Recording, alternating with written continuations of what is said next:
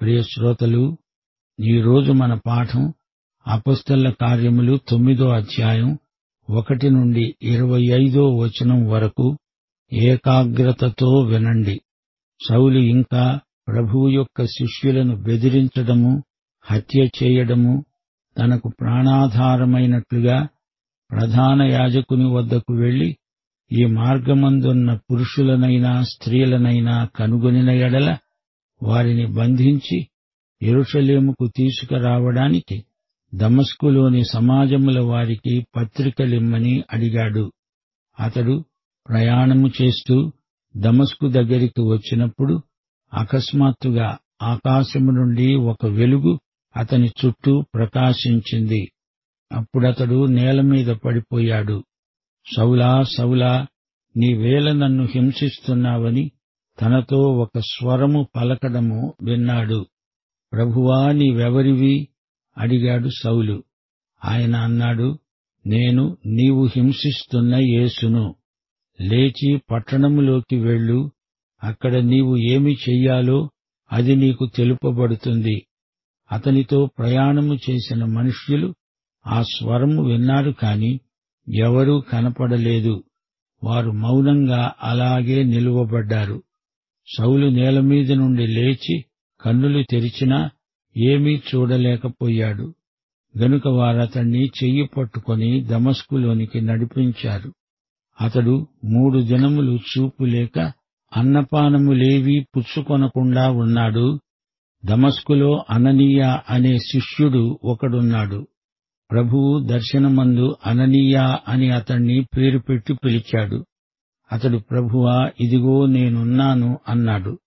అందుకు ప్రభువు అన్నాడు, నీవు లేచి తిన్ననిది అనబడిన వీధికి వెళ్లి యూదా అనే వ్యక్తి ఇంటిలో తార్సువాడైన సౌలు అనే ఒకని కోసమై విచారించు. ఇదిగో అతడు ప్రార్థిస్తున్నాడు. అననీయ అనే ఒక మనుష్యుడు లోపలికి వచ్చినట్లు, తాను దృష్టి పొందినట్లు తన తల మీద చేతులుంచడము చూచి ఉన్నాడు. అందుకు అననీయ అన్నాడు, ప్రభువా, ఈ మనుష్యుడు యెరూషలేములో నీ పరిశుద్ధులకు ఎంతో కీడు చేశాడని అతన్ని గూర్చి అనేకుల వలన విన్నాను. ఇక్కడ నీ నామమును బట్టి ప్రార్థన చేసే వారినందరినీ బంధించడానికి అతడు ప్రధాన యాజకుల వలన అధికారము పొంది ఉన్నాడు. ప్రభువు అన్నాడు, నీవు వెళ్ళు. అన్యజనుల ఎదుట, రాజుల ఎదుట, ఇశ్రాయేలీయుల ఎదుట నా నామమును భరించడానికి ఇతడు నేనేర్పరచుకున్న సాధనం. ఇతడు నా నామము కోసమై ఎన్ని శ్రమలనుభవించాలో నేను ఇతనికి చూపుతాను. అంతటా అననీయ వెళ్లి ఆ ఇంటిలో ప్రవేశించి అతని మీద చేతులుంచి అన్నాడు, సౌలా, సహోదరుడా, నీవు వచ్చిన మార్గములో నీకు కనపడిన ప్రభువైన యేసు నీవు దృష్టి పొంది పరిశుద్ధాత్మతో నింపబడినట్లు నన్ను పంపి ఉన్నాడు. అప్పుడే అతని కన్నుల నుండి పొరల వంటివి రాలగా దృష్టి కలిగి లేచి బాప్తిస్మము పొందాడు. తరువాత ఆహారము పుచ్చుకొని బలపడ్డాడు. పిమ్మట అతడు దమస్కులోనున్న శిష్యులతో కూడా కొన్ని దినములున్నాడు. వెంటనే సమాజ మందిరములలో యేసే దేవుని కుమారుడని ఆయనను గూర్చి ప్రకటిస్తూ వచ్చాడు. విన్నవారందరూ విభ్రాంతి నొంది చెప్పుకున్నారు, యెరూషలేములో ఈ నామమును బట్టి ప్రార్థన చేసేవారిని నాశనము చేసినవాడు ఇతడే కాడా? వారిని బంధించి ప్రధాన యాజకుల వద్దకు తీసుకొని పోవడానికి ఇక్కడికి కూడా వచ్చాడే. అయితే సౌలు మరి ఎక్కువగా బలపడి ఈయనే క్రీస్తు అని రుజువుపరుస్తూ దమస్కులో కాపురమున్న యూదులను కలవరపరిచాడు. అనేక దినములు గతించిన పిమ్మట యూదులు అతన్ని చంపాలని ఆలోచించగా వారి ఆలోచన సౌలుకు తెలియవచ్చింది. వారు అతన్ని చంపాలని రాత్రింబగళ్లు ద్వారాల వద్ద కాచుకొని ఉన్నారు. గనుక అతని శిష్యులు రాత్రివేళ అతన్ని తీసుకొని పోయి గంపలో ఉంచి గోడమీది గుండా అతన్ని కిందికి దించారు. ప్రియ శ్రోతలు, వింటున్నారా? అపొస్తలుల కార్యములు 9వ అధ్యాయంలో తార్సువాడైన సౌలు రక్షణ పొందిన వృత్తాంతం చెప్పబడింది. ఇథియోపియా నపుంసకుడు రథంలో రక్షణ పొందాడు, తార్సువాడైన సౌలు నేల మట్టిలో రక్షణ పొందాడు. ఎంత వ్యత్యాసం! దమస్కు మార్గాన గాడిదనెక్కి వెడుతున్నాడు, దారిలో పరలోక విద్యుదాఘాతానికి నేలమీద పడి మట్టి కరిచాడు. ఫిలిప్పి పత్రికలో ఈ పౌలు పొందిన రక్షణలోని థియాలజీ, సైకాలజీ, ఫిలాసఫీ ఏమిటో తానే స్వయంగా చెప్పుకున్నాడు. రక్షణలోని దైవశాస్త్రం, మనస్తత్వశాస్త్రం, వేదాంతం ఎంతో గాఢమైనవి. దమస్కు మార్గంలోని సంఘటన పూర్వాపరాలు మనం పరిశీలించాలి. దమస్కు మార్గాన తార్సువాడైన సౌలు పొందిన అనుభవం ఎంతో ఆశ్చర్యజనకమైనది. యెరూషలేములో సంఘానికి శ్రమలు మొదలయ్యాయి. సంఘం రహస్య స్థలాలలోకి వెళ్లిపోయి దాక్కోవలసి వచ్చింది. విశ్వాసులు చెదరిపోయారు కాని అపొస్తలులు యెరూషలేములోనే ఉండిపోయారు. ఫిలిప్పు సమరయ్యకు వెళ్ళాడు. మధ్యధరా సముద్ర తీరాన ప్రయాణం చేశాడు. స్తెఫను హతసాక్ష్యం వీరిని యెరూషలేము స్థావరం నుండి బయటికి నెట్టివేసింది. అది సంఘ విస్తరణకు ఎంతో దోహదపడింది. తార్సు సౌలు పారిపోయిన క్రైస్తవులను వెంటబడి తరిమాడు, చంపాడు. క్రైస్తవులను హింసించడం యెహోవా సేవ అనుకున్నాడు. తార్సీయుడైన సౌలు యేసుక్రీస్తును విపరీతంగా ద్వేషించాడు. యేసుక్రీస్తుకు తార్సు సౌలును మించిన మహావిరోధి మరెవరూ లేరు అనిపిస్తుంది. సౌలు ప్రధాన యాజకుణ్ణి సమీపించాడు. అన్నాడు, యేసు శిష్యులు కొందరు దమస్కుకు పారిపోయినట్లు వార్త అందింది. నేను వారిని వేటాడుతాను, పట్టి తెస్తాను. క్రైస్తవులను సర్వనాశనం చేయడమే సౌలు మతం, అభిమతం. దమస్కు మార్గంలో ఏం జరిగింది? సౌలు 2 సార్లు సాక్ష్యమిచ్చాడు. సౌలు తన రక్షణ సాక్ష్యం ఎన్నిసార్లైనా విసుగు లేకుండా చెబుతాడు. ఫిలిప్పి పత్రికలో తన సాక్ష్యాన్ని రాస్తూ దమస్కు అనుభవాలను వివరించాడు. ఇక్కడ దమస్కు సంఘటనను వివరిస్తున్నాడు.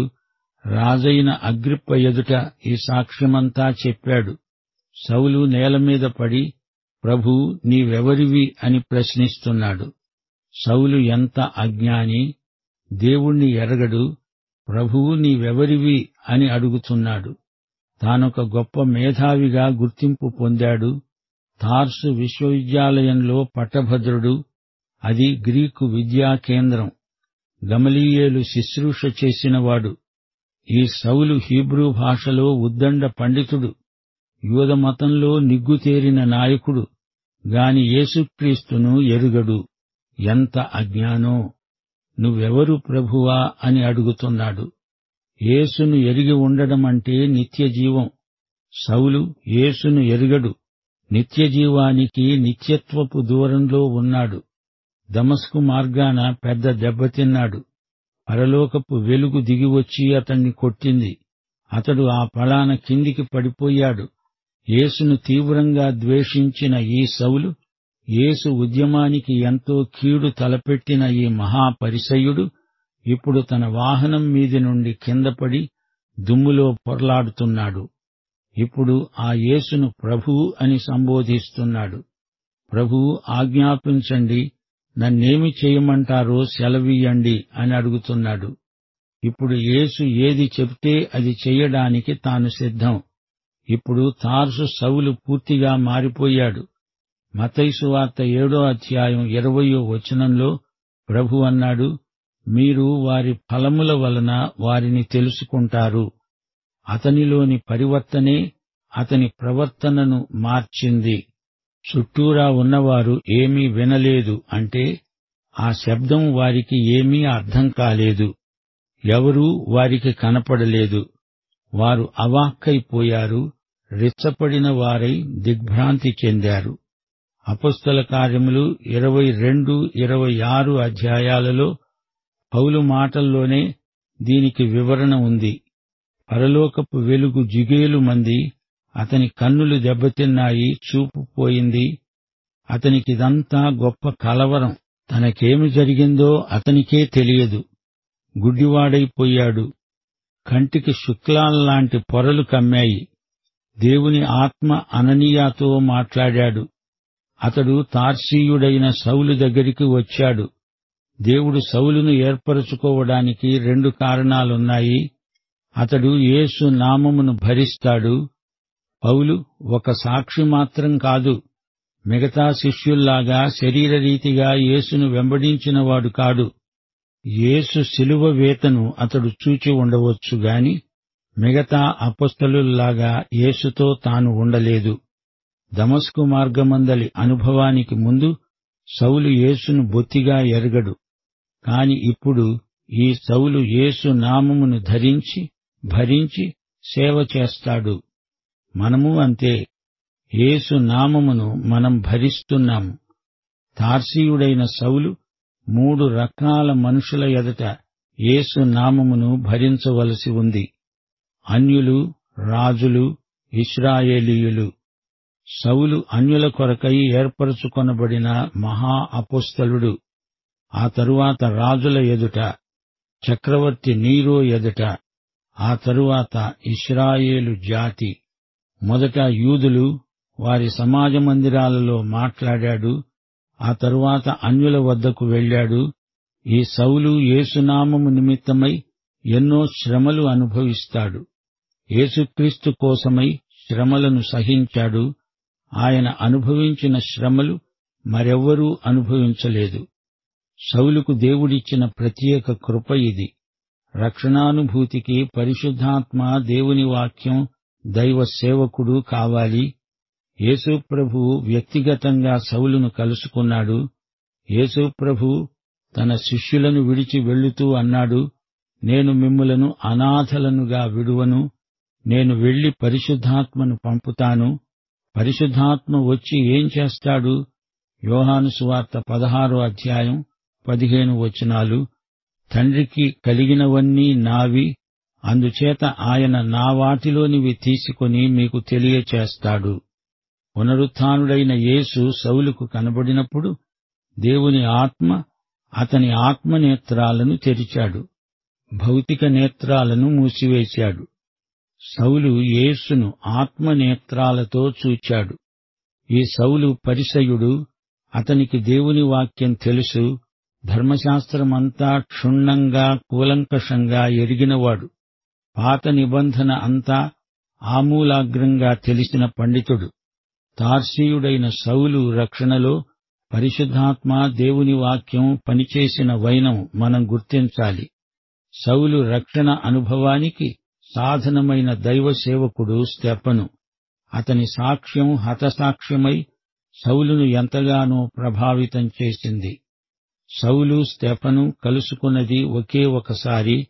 అప్పుడు స్తెఫనును చంపిన వారిలో సౌలు ఒకడు. స్తెఫను చనిపోతూ అన్నాడు, నేను చూస్తున్నాను, ఆకాశము తెరువబడింది, మనుష్య కుమారుడు దేవుని కుడిపార్శ్వమందు నిలిచి ఉండడము నేను చూస్తున్నాను. సౌలు కూడా పైకి చూచాడు. అతనికి ఏదీ కనిపించలేదు, ఎవరూ కనపడలేదు. వెంటనే సౌలు స్తెఫను ముఖంలోకి చూచాడు. స్తెఫనుకు కనిపించిన ఆ దర్శనం నాకెందుకు కనిపించదు? అవును, దమస్కు మార్గంలో యేసు తార్సీయుడైన సౌలుకు కనిపించాడు. స్తెఫనుకు కనిపించిన యేసే సౌలుకు కనిపించాడు. సౌలును ప్రభువు దగ్గరికి నడిపించిన దైవజనుడు, హతసాక్షి అయిన స్తెఫనే. ప్రతి ఒక్కరి రక్షణకు ఎవరో ఒక సాక్షి సాధనమై ఉండడం దేవుడు నియమించిన పద్ధతి. రక్షణ సువార్త ప్రకటించాల్సిన అవసరం ఎంతైనా ఉంది. దైవజనుడు పరిశుద్ధాత్మ ద్వారా దేవుని వాక్యం బోధించినప్పుడు ప్రజలు రక్షణ పొందుతారు అనేది నిర్వివాదాంశం. దమస్కు మార్గంలో నేలపై పడిపోయిన సౌలు కళ్ళులేని కపోతి అయ్యాడు. ప్రార్థిస్తున్నాడు, కలవరంలో ఉన్నాడు. దేవుడు అదే సమయంలో అననీయాతో మాట్లాడాడు. దేవుని ఆత్మచేత ప్రేరేపించబడినవాడై అననీయ సౌలు దగ్గరికి రానే వచ్చాడు. తార్సువాడైన సౌలును అననీయ సహోదరుడా అని సంబోధిస్తున్నాడు. ఇప్పుడు సౌలు తనకు శత్రువు కాడు, క్రీస్తునందు ప్రియ సోదరుడు. యేసుక్రీస్తును ప్రేమించే ప్రతి విశ్వాసీ ఇతర విశ్వాసులందరికీ సోదరుడవుతున్నాడు. సోదరులు పరస్పరం ప్రేమించుకుంటున్నారా అనేది అసలైన ప్రశ్న. సౌలుకు తిరిగి కంటిచూపు వచ్చింది. ఆత్మతో నింపబడి అతడు దైవ సేవకుడయ్యాడు. దమస్కు మార్గాన సౌలు పరిశుద్ధాత్మతో నింపబడిన అనుభవం పొందాడు. అననీయ వచ్చినప్పుడే, అతడు సౌలు మీద చేతులుంచినప్పుడే ఇది జరిగింది. అతని కంటి పొరలు రాలిపోయాయి. భౌతికంగా బలం పొందాడు. ఆధ్యాత్మికంగా చూపు పొందాడు. తన రక్షణకు ధృవీకరణగా నీటి బాప్తిస్మము కూడా సౌలు పొందాడు. నేటి బాప్తిస్మం వల్ల రక్షణ కలగదు. ఆత్మ బాప్తిస్మం అతని అంతరంగంలో జరిగింది. అతడు రక్షించబడిన వ్యక్తి కాబట్టి నీటి బాప్తిస్మం తీసుకున్నాడు. నోటి సాక్ష్యాన్ని బట్టి నీటి బాప్తిస్మం. ఆత్మ నింపుదల చేత సేవకు యోగ్యుడయ్యాడు. తార్సీయుడైన సౌలు వెంటనే తన సాక్ష్యం చెప్పడం మొదలుపెట్టాడు. అతడు ఆత్మ నింపుదల గలవాడు. సమాజ మందిరాలలో సౌలు మాట్లాడాడు. యేసే దేవుని కుమారుడు అని బోధించాడు. ప్రియశ్రోత, వింటున్నావా?